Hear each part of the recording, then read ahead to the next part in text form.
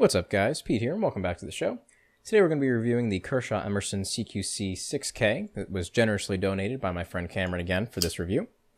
Now, as some of you may remember, I also reviewed the CQC-5K many moons ago on this channel, and I will get into that a little bit because I do want to talk about some realizations that I had as I used the knife and owned the knife for a couple of years there. But first, let's get into the specs of the 6K. The overall length of this knife is 7 3/4 inches. The blade is 3 1/4 inches, and it's 8CR 14 MOV. So while it's not the best steel around, it's not the worst. There are certainly lower grade steels you could have. It is a clip point blade. It is partially hollow ground, as you can see. On the grind itself, it is a stonewash finish, and on the flats of the blade, you have this kind of brushed satin finish. And obviously, as a Kershaw-Emerson collaboration, you do have the Emerson Wave opening feature. For those of you who aren't familiar with that, I will go into that in a little bit of detail later, though I have already talked about it on this channel. And it features a thumb disc for opening as well, which I am not a fan of, but we'll talk about that a little bit later. And as seems to be their thing, they cover the blade with as many markings as they can, so you've got both of the Emerson logos there. And then on the reverse, we have the Kershaw logo, model number, parent company, KAI, all that fun stuff. Now into the handle. This is a frame lock knife, so on the lock bar side here, you have stainless steel. On the other side, we have G10 for the presentation side, with a nice texture. It's not the grippiest I've ever felt, but it certainly gets the job done. Now we also have a right side tip up pocket clip that is reversible right and left side. It is not, however, reversible for tip up, tip down, because the Emerson Wave only functions tip up, unfortunately, but I don't really know why you'd carry it any other way if you got the Emerson Wave anyway, as that is kind of the main deployment method. Now, let's talk a little bit about the 6K, or about the 5K real quick before I get into the 6K here. Now, when I reviewed this a couple of years ago, I said basically that it was a really good knife, I liked it a lot, yada yada yada, love the Emerson Wave. Well, as I got to owning it and got to compare it to some other knives and some other Emerson Wave openers, I really got to see that this was kind of a flawed knife. For what it was and for my first of the type, it worked fine, it worked great, but there really are a couple things that I'm not a fan of that the 6K actually does fairly well.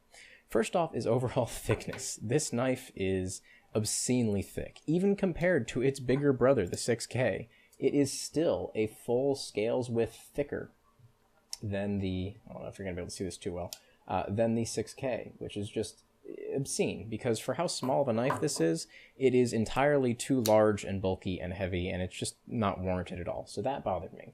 Another gripe that I have, which is actually common between the two of them, and I believe the other in this series as well, is that the pocket clips leave a quarter of the knife sticking out of your pocket, which I'm not a fan of. Maybe it gives you some better purchase to grip onto to pull it out of your pants, but I don't like that. I prefer deep carry. That being said, this 3-hole design is probably ubiquitous with the Benchmade deep carry clips, so you could probably get one of those and swap it out, but just out of the box, not a big fan of that. And the other big issue that I had as I got to experiment with some other Emerson Wave openers, this one doesn't work very well. I will say that it does function, it does hook on, and it will deploy some of the time, but as I used it more and more with varying types of pockets, it was not as reliable as I would like. It was not as easy an opening as I would like.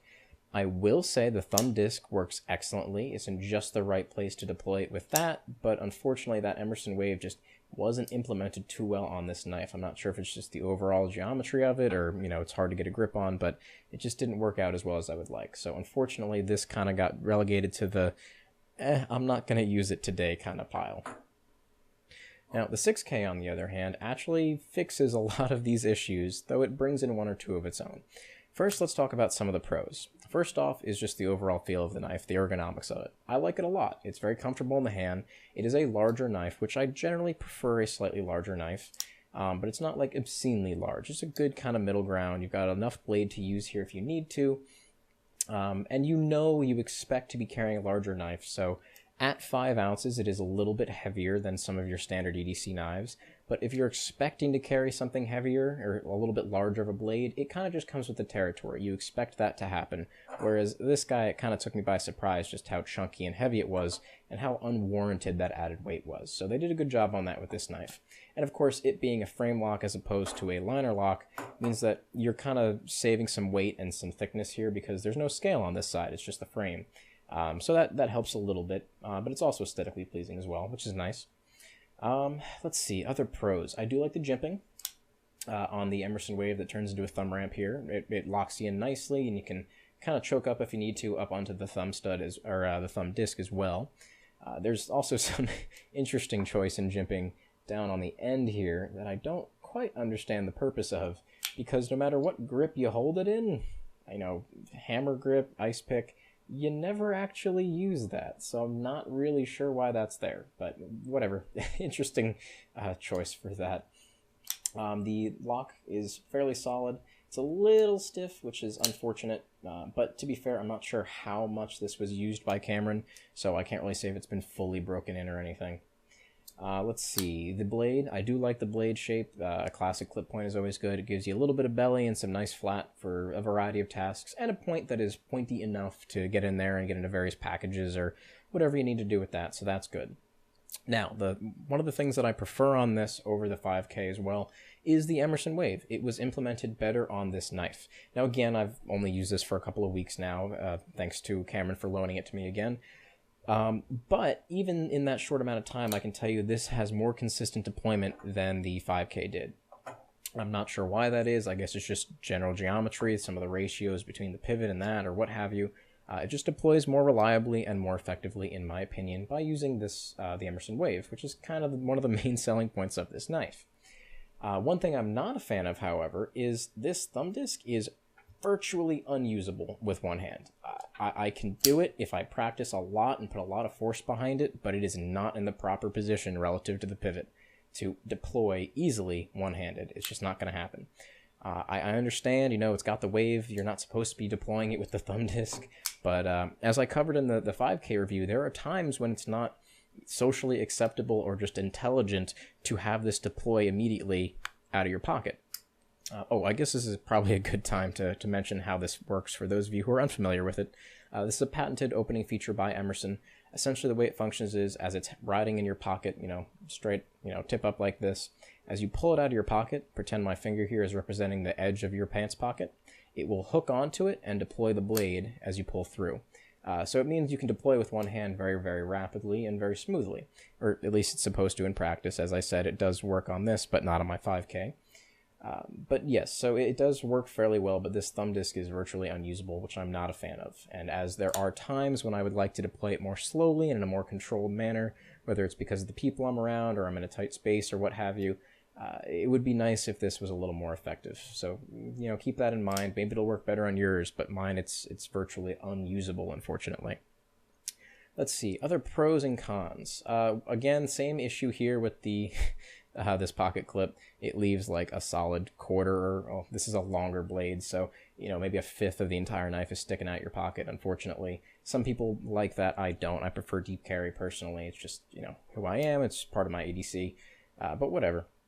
Not a huge con, just something that bothers me. Again, this pocket clip is reversible right and left hand side, which is nice.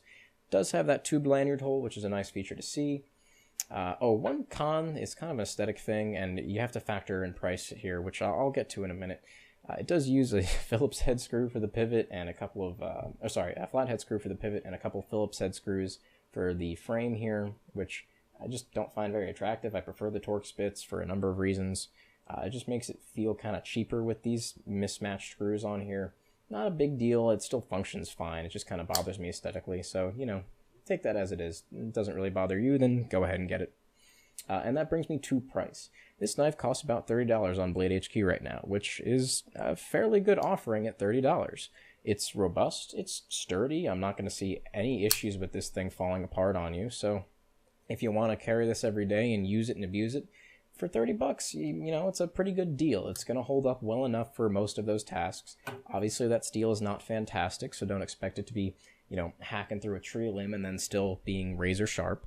But it is certainly a serviceable, a usable knife for everyday carry if that's what you choose. Though again, keep in mind, it's a little heavy at 5 ounces, so I might not recommend carrying it every day on your pocket, maybe, keeping it in a bag or something.